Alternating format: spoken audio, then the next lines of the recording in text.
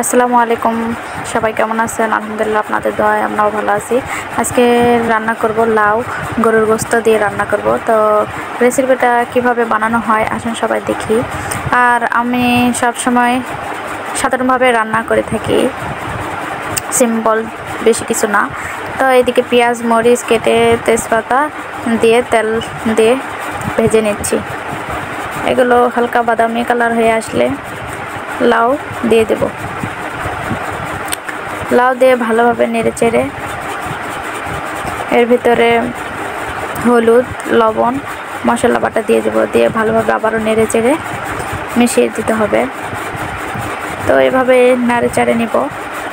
আমি সবসময় সাধারণভাবে রান্না করে থাকি আপনাদের মাঝে দেওয়ার জন্য। তো বেশি কিছু শেয়ার করতে পারি না আমার ছোট্ট সংসার। যদি ভালো লাগে সাবস্ক্রাইব করবেন, চ্যানেলটা পাশে থাকবেন। আর এদিকে কোনো পানি দেই নাই, লাউ থেকে যে পানি বের হবে সেটাতে ভালোভাবে আগে কষিয়ে নিতে হবে। তো এভাবে প্রতিনিয়ত রান্না করে থাকি, আপনাদের মাঝে এইটুকু শেয়ার করে থাকি।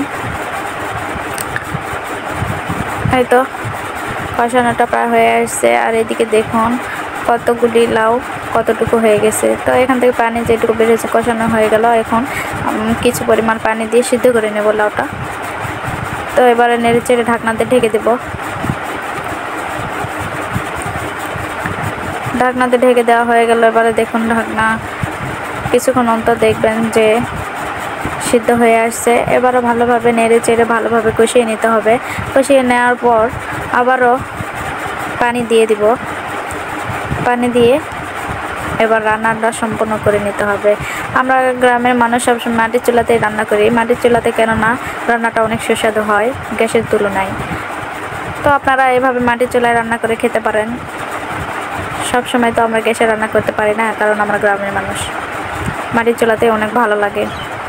এদিকে সংসার সামলানো, এদিকে রান্না বান্না, সত্যি একটা মেয়েদের জীবনটাই এরকম যে সারা বছর প্রত্যেক দিন সকালবেলা উঠে রান্না নিয়ে বেরোতে হয়। সংসারে যাবতীয় কাজ সেরে রান্না করতে হয়।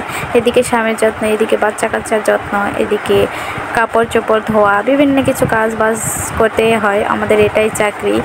তো এর মাঝে এবারে গরুর মাংসগুলো দিয়ে দিলাম। ভালোভাবে নেড়ে চেড়ে আবারও ঢাকনাতে ঢেকে দিয়ে কিছুক্ষণ পর দেখেন এই যে রান্না হয়ে গেছে। এবারে আমার জামাইকে খেতে দেব। খাবার পরিবেশন করতেছি। এইটুকুই আজকে আপনাদের মাঝে শেয়ার করলাম। যদি ভালো লাগে শেয়ার করবেন, কমেন্ট করবেন, পাশে থাকবেন। আল্লাহ হাফেজ, দোয়া করবেন।